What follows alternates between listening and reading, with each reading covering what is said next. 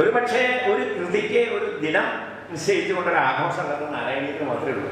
നാരായണീയ ദിനം എന്ന് ഗുരുവായൂർ പറയുന്നത് മാത്രമേ ഉള്ളൂ. നിങ്ങൾക്കറിയാം, ഗുരുവായൂർ ദേവസ്വം പ്രസിദ്ധീകരിച്ച വനമാല വ്യാഖ്യാനം നാരായണീയത്തിൻ്റെ അതിപ്രൗഢമായ ആ വ്യാഖ്യാനം, അത് 4 വനമാല വ്യാഖ്യാതാക്കൾ എന്നേ പറയുള്ളൂ. ഞങ്ങൾ അങ്ങനെ ഒരാളുടെ പേര് പറയില്ല, കാരണം 4 പേര് കൂടിയാണ് ചെയ്തിരിക്കുന്നത്. അത് ആരാരെ ഏതൊക്കെ ചെയ്തു എന്നുള്ളത് അങ്ങനെ വിഷയമല്ല. ഈ 4 പേരും ചേർന്ന് ചെയ്യുക എന്നുള്ളത് സാധാരണ സാഹിത്യത്തിൽ അത്ര സഹകരണം ഉണ്ടാവുക എന്നുള്ളത് സാധാരണ പതിവില്ലാത്ത കാര്യമാണ്. ഗുരുവായൂരപ്പൻ അന്നുള്ള ഏറ്റവും 4 പ്രശസ്ത പണ്ഡിതന്മാരെ, കവികളെ ഒരുമിച്ച് യോജിപ്പിച്ച് മഹാകവി പണ്ഡിതരാജൻ അച്യുത പൊതുവാളുടെ നേതൃത്വത്തിൽ പ്രൊഫസർ പി സി വാസുദേവനളയത് എൻ്റെ അച്ഛനാണ്, പിന്നെ കെ പി നാരായണ പിഷാരടി മാഷ്, അതുപോലെ വിദ്വാൻ സി പി കൃഷ്ണനളയത്, എൻ ഡി കൃഷ്ണനുണ്ട്. ഈ 4 പേരാണ് വനമാല വ്യാഖ്യാതാക്കൾ എന്ന് പറയുന്നത്. നിങ്ങൾ കണ്ടിട്ടുണ്ടായിരിക്കും ആ ബുക്ക്.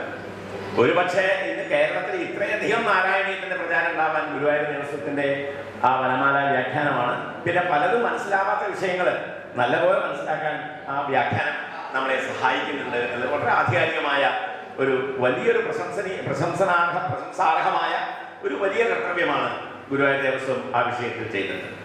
ഇവിടെ നാരായണീയത്തിന്റെ മേന്മകൾ എന്തൊക്കെയാണെന്ന് ആലോചിച്ചാൽ അതിപ്പോ എവിടുന്നാ പറഞ്ഞുകൊണ്ടേ ഞാൻ ഈ പൊന്നെല്ലി കണ്ട എലിയെ പോലെ എന്ന് പറഞ്ഞു. പത്തായത്തില് നെല്ല് കൊയിലുടനെ കൊണ്ടുവന്ന് കൂട്ടിക്കഴിഞ്ഞ് നിറച്ചു കഴിഞ്ഞാൽ അതിൽ പ്രവേശിച്ച എലിക്ക് ഏറ്റവും ഇഷ്ടമുള്ളതാണ് പുതിയ പുന്നെല്ല്. അതിലൊരു പാലുണ്ട് ആ നെല്ലിൻ്റെ ഉള്ളിൽ, അതാണ് അതിന് ഏറ്റവും ഇഷ്ട ആഹാരം. അപ്പൊ ഈ നെല്ലിന്റെ കൂമ്പാരങ്ങൾ കണ്ടിട്ട് എനിക്ക് ആകെ എത്ര കഴിക്കാൻ പറ്റും? ഇതുപോലുള്ളൊരവസ്ഥയാണ്. നാരായണീയത്തിന്റെ കാവ്യമഹാത്മ്യങ്ങളെ കുറിച്ച് ഇങ്ങനെ പറഞ്ഞു തുടങ്ങിയാൽ മേൽപ്പത്തൂർ തന്നെ യാതൊരു സംശയമില്ലാതെ പറഞ്ഞത് എന്താണ്? സൗന്ദര്യോത്തരതോ സുന്ദരതരം തൊന്ദ്രുവോ. ഇത് ആരെ കുറിച്ചാണ് പറഞ്ഞത്? ഗുരുവായൂരിനെ കുറിച്ചാണ് പറയാം.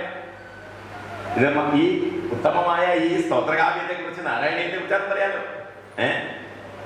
സൗന്ദര്യോത്തരതോ സുന്ദരതരം തൊന്ദ്രുവോ, ഇത് കാവ്യത്തിന്റെ രൂപം.